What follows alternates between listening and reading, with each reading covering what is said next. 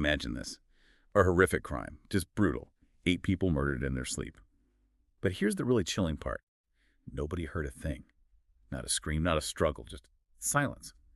That's the heart of the Villisca Axe Murders from 1912. It's one of those American cold cases that just, well, sticks with you. Welcome to our deep dive into this story. We're using the account The Villisca Axe Murders, a house where no one screamed, as our guide today. Our goal here is to really explore the unsettling facts. How did a normal day turn into such a nightmare? What about those bizarre clues? And why did the investigation just fizzle out? We want to unpack why this house, over 100 years later, still feels like it's holding on to its secrets. Okay, let's get into it. How can that level of violence happen in total silence? It's profoundly disturbing, isn't it? It really is. A chilling paradox. So the setting is Villisca, Iowa, back in 1912. You picture it, right? Quiet streets, maybe white picket fences. Sleepy little town. Yes, it's idyllic. And into this scene, we have the Moore family. Josiah and Sarah, their 4 young kids, and then 2 friends visiting, Lena and Ina Stillinger. Right, so it's Sunday, June 9th, 1912. A totally normal day by all accounts. They'd been to church, came home, maybe laughing, said prayers, went off to bed. But the account we're looking at adds this layer of dread right there. The killer wasn't just breaking in during the night. No, exactly. That's the terrifying twist. Yeah. The perpetrator, whoever it was apparently already inside, hiding, waiting in the attic. Waiting. Yeah, biding their time. I mean, that suggests incredible premeditation, doesn't it? Real patience. Yeah. This wasn't some sudden rage thing. It feels planned, deliberate. And then, sometime in the darkest part of the night, that waiting ended. The horror began. The account gives this grim picture, focusing on how methodical it all was. Utterly methodical, one by one, starting, it seems, with Josiah and Sarah in their bedroom, then moving through the house to the children, all killed with an axe, bludgeoned. And what's fascinating, or rather deeply disturbing, is the control involved. The methodical nature, yes, but also the lack of sound reported. It just begs the question, what kind of person can operate like that, with such chilling composure? And the details are just gruesome. It says their faces were struck. Well, beyond recognition. But then there's this other detail the killer did after the murders. The account says each victim's face was covered with a cloth. What does that suggest? Shame. Or something else. It's profoundly unsettling, isn't it? Covering the faces. It could be shame, like you said, like they couldn't bear to look. Or maybe they knew the victims, didn't want to see their faces. Knew them. Or perhaps it was about depersonalizing them. Or even some speculate avoiding seeing their own reflection in the victim's eyes. It adds a whole psychological layer. But the horror wasn't just the initial act. The account points specifically to one of the visiting girls, Lena Stillinger. She was 12. Oh, that part is just haunting.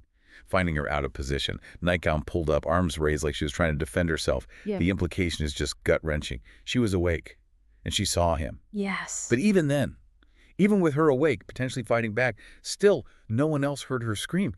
How is that even possible? It almost feels supernatural. It's one of the most baffling parts of the whole thing, and it absolutely feeds into the later stories about the house, the hauntings.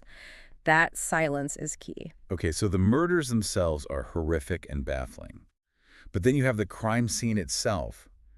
The clues left behind that somehow didn't lead anywhere. Right. It's another layer of weirdness. The account mentions things like a cigarette stub found up in the attic, suggesting the killer waited maybe for hours. Or even longer, perhaps. It reinforces that waiting period. And then downstairs, a bowl of bloody water in the kitchen, like someone tried to clean up. Potentially, yes. Or perform some kind of ritual washing. It's ambiguous. And the slab of bacon, wrapped in cloth, just left on the floor. What does that even mean? Nobody knows for sure. It's completely bizarre. But maybe the strangest detail of all the mirrors in the house, even the glass in the doors, were covered with cloth, just like the victims' faces. Exactly. That covering of reflective surfaces is incredibly significant. Here's where it gets really interesting for me.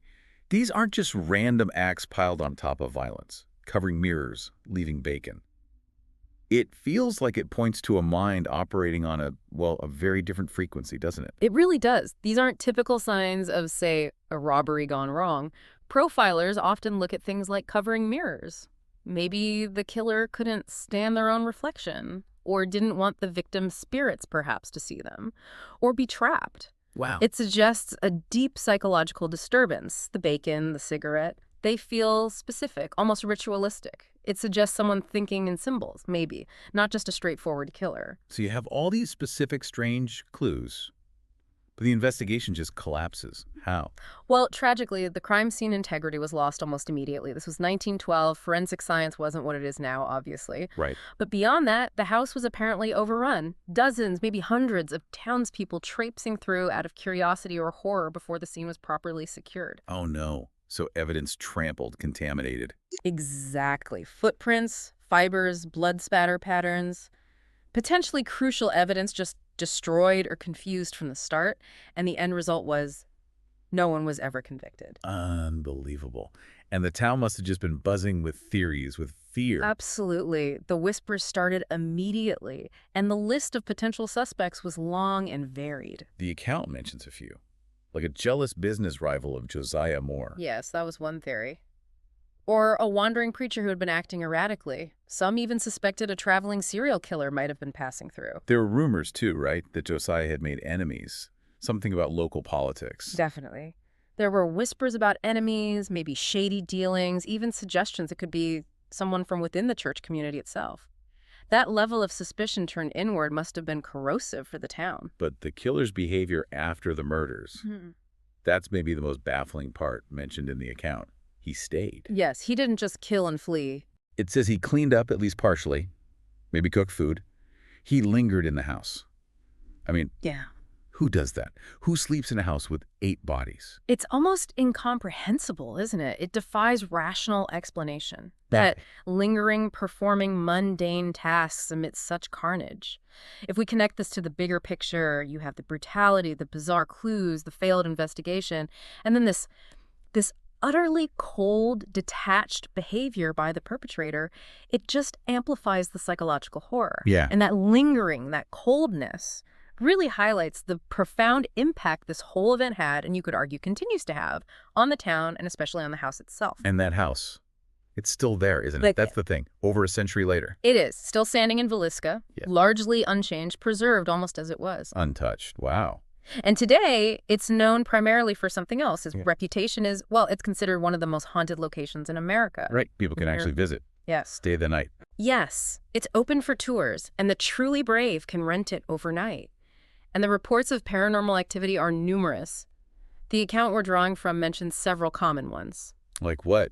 What do people report? Things like hearing footsteps when no one is there, especially at night. Doors creaking open or slamming shut on their own. Creepy. And perhaps most chillingly, given the victims, the sound of children whispering or laughing coming from empty rooms. Oh, that's awful. And here's where it feels like it comes full circle with those clues. Remember the covered mirrors? Yes. Some visitors report seeing shadows moving in the mirrors, passing through them. Even though the killer covered them all up back in 1912, it's like that act is still echoing. It's a powerful image, isn't it? Connecting the original crime scene details to the modern-day paranormal claims, it really speaks to the idea of unresolved trauma imprinting itself on a location. So what does this all mean for us today? We look at this story, this house still standing, still apparently whispering its secrets. Yeah. What's the takeaway? I think it highlights the enduring power of the unknown, the unresolved. The house has become this focal point for the inexplicable horror of that night.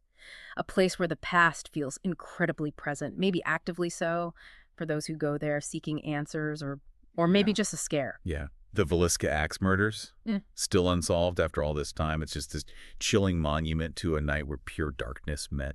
Just total silence. And it makes you wonder, doesn't it? What does it say about a place when the absolute worst thing imaginable happens within its walls and nobody hears it? Does that silence itself leave something behind? What kind of energy, what kind of presence could linger after something like that? Something that maybe, can never really be cleaned away or forgotten.